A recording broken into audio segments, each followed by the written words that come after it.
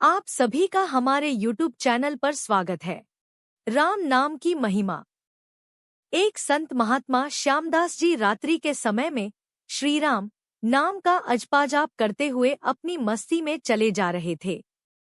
जाप करते हुए वे एक गहन जंगल से गुजर रहे थे। विरक्त होने के कारण वे महात्मा बार बार देशाटन करते रहते थे। वे किसी एक स्थान में अधिक समय नहीं रहते थे। वे ईश्वर नाम प्रेमी थे, इसलिए दिन रात उनके मुख से राम नाम जप चलता रहता था।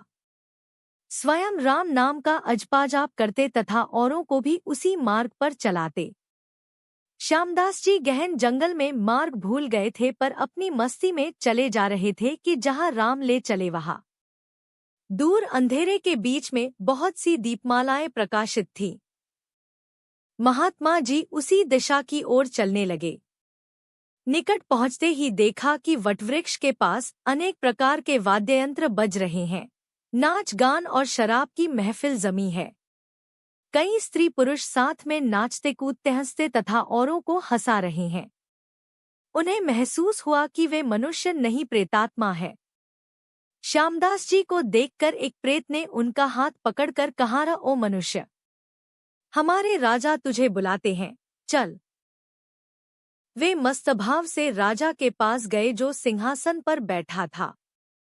वहां राजा के इर्दगिर्द कुछ प्रेत खड़े थे। प्रेतराज ने कहा, तुम इस ओर क्यों आए?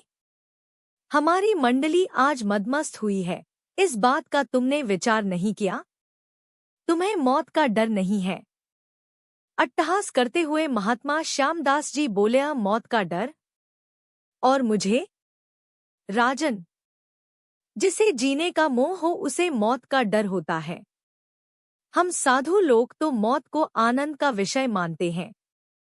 यह तो देह परिवर्तन है जो प्रारब्ध कर्म के बिना किसी से हो नहीं सकता।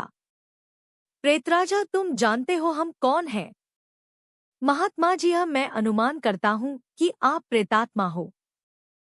प्रेतराजा, तुम जानते हो लोक समाज हमारे नाम से कांपता है। महात्मा जी, प्रेतराज, मुझे मनुष्य में गिनने की छलती मत करना। हम जिंदा दिखते हुए भी जीने की इच्छा से रहित मृत्युल्य हैं। यदि जिंदा मानो तो भी आप हमें मार नहीं सकते। जीवन मरण कर्माधीन है। मैं एक प्रश्न पूछ सकता हूँ? महात्मा की निर्भयता देखकर प्रेतों के राजा को आश्चर्य हुआ कि प्रेत का नाम सुनते ही मर जाने वाले मनुष्यों में एक इतनी निर्भयता से बात कर रहा है। प्रेतराज बोला, पूछो, क्या प्रश्न है? महात्मा जी, प्रेतराज, आज यहाँ आनंदोत्सव क्यों मनाया जा रहा है?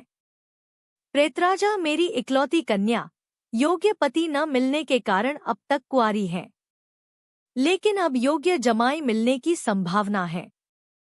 कल उसकी शादी है, इसलिए यह उत्सव मनाया जा रहा है। महात्मा, हंसते हुए, तुम्हारा जमाई कहाँ है? मैं उसे देखना चाहता हूँ। प्रेतराजा, जीने की इच्छा के मोह के त्याग करने वाले महात्मा, अभी तो वह हमारे पद प्रेत्योनि को प्राप्त नहीं हुआ है। वह इस जंगल के किनारे एक गांव के श्रीमंत धनवान का पुत्र है।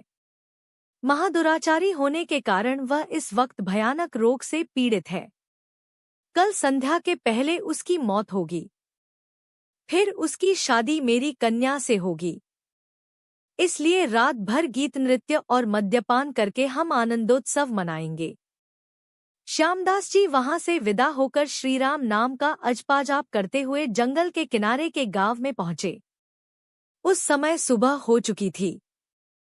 एक ग्रामीण से महात्मा ने पूछा, इस गांव में कोई श्रीमंत धनवान का बेटा बीमार है? ग्रामीण, हाँ महाराज, नवल शाह सेठ का बेटा सांकलचंद 1 वर्ष से रोगग्रस्त है। बहुत उपचार किए पर उसका रोग ठीक नहीं होता। महात्मा नवल शाह सेठ के घर पहुंचे। सांकलचंद की हालत गंभीर थी। अंतिम घड़ियां थी, फिर भी महात्मा को देखकर माता पिता को आशा की किरण दिखी। उन्होंने महात्मा का स्वागत किया। सेठ पुत्र के पलंग के निकट आकर महात्मा राम नाम की माला जपने लगे। दोपहर होते होते लोगों का आना जाना बढ़ने लगा। महात्मा, क्यों? सांकलचंद, अब तो ठीक हो? सांकलचंद ने आंखें खोलते ही अपने सामने एक प्रतापी संत को देखा तो रो पड़ा। बोला, बाप जी, आप मेरा अंत सुधारने के लिए पधारे हो। मैंने बहुत पाप किए हैं, भगवान के दरबार में क्या मुंह दिखाऊंगा। फिर भी आप जैसे संत के दर्शन हुए हैं, यह मेरे लिए शुभ संकेत है। इतना बोलते ही उसकी सांस फूलने लगी, वह खांसने लगा। बेटा, निराश न हो, भगवान राम पतित पावन है। तेरी यह अंतिम घड़ी है। अब काल से डरने का कोई कारण नहीं। भूप शांति से चित्तवृत्ति के तमाम वेग को रोककर श्रीराम नाम के जप में मन को लगा दे। अजपाजाप में लग जा। शास्त्र कहते हैं 100 करोड़ शब्दों में भगवान राम के गुण गाए गए हैं।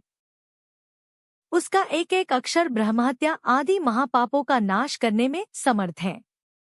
भाग 2। दिन ढलते ही सांकलचंद की बीमारी बढ़ने लगी। वैद्य हकीम बुलाए गए। हीरा भस्म आदि ढीमती औषधियां दी गई। किंतु अंतिम समय आ गया, यह जानकर महात्मा जी ने थोड़ा नीचे झुककर उसके कान में राम नाम लेने की याद दिलाई। राम बोलते ही उसके प्राण पखेरु उड़ गए। लोगों ने रोना शुरू कर दिया। शमशान यात्रा की तैयारियां होने लगी। मौका पाकर महात्मा जी वहां से चल दिए। नदी तट पर आकर स्नान करके नामस्मरण करते हुए वहां से रवाना हुए। शाम ढल चुकी थी। फिर वे मध्यरात्रि के समय जंगल में उसी वटवृक्ष के पास पहुंचे। प्रेत समाज उपस्थित था। प्रेतराज सिंहासन पर हताश होकर बैठे थे। आज गीत, नृत्य, हास्य कुछ न था। चारों ओर करुण आक्रंद हो रहा था। सब प्रेत रो रहे थे। महात्मा ने पूछा, प्रेतराज, कल तो यहाँ आनंदोत्सव था, आज शोक समुद्र लहरा रहा है, क्या कुछ अहित हुआ है? प्रेतराज, हाँ भाई, इसीलिए रो रहे हैं। हमारा सत्यानाश हो गया। मेरी बेटी की आज शादी होने वाली थी, अब वह कुंवारी रह जाएगी। महात्मा, प्रेतराज, तुम्हारा जमाई तो आज मर गया है, फिर तुम्हारी बेटी कुंवारी क्यों रही? प्रेतराज ने चिढ़कर कहा, है तेरे पाप से। मैं ही मूर्ख हूं कि मैंने कल तुझे सब बता दिया। तूने हमारा सत्यानाश कर दिया। महात्मा ने नम्र भाव से कहा, मैंने आपका अहित किया, यह मुझे समझ में नहीं आता। क्षमा करना, मुझे मेरी भूल बताओगे तो मैं दोबारा नहीं करूंगा। प्रेतराज ने जलते हृदय से कहा, है यहाँ से जाकर तूने मरने वाले को नाम स्मरण का मार्ग बताया और अंत समय भी राम नाम कहलवाया। इससे उसका उद्धार हो गया और मेरी बेटी कुंवारी रह गई। महात्मा जी, यह क्या? सिर्फ एक बार नाम जप लेने से वह प्रेत्योनि से छूट गया? आप सच कहते हो? प्रेतराज, हाँ भाई, जो मनुष्य राम नाम जप करता है वह राम नाम जप के प्रताप से कभी हमारी योनि को प्राप्त नहीं होता।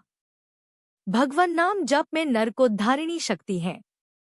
प्रेत के द्वारा राम नाम का यह प्रताप सुनकर महात्मा जी प्रेमाश्रु बहाते हुए भाव समाधि में लीन हो गए। उनकी आंखें खुली, तब वहां प्रेत समाज नहीं था। बाल सूर्य की सुनहरी किरणें वटवृक्ष को शोभायमान कर रही थी। आप सभी का दिन शुभ हो।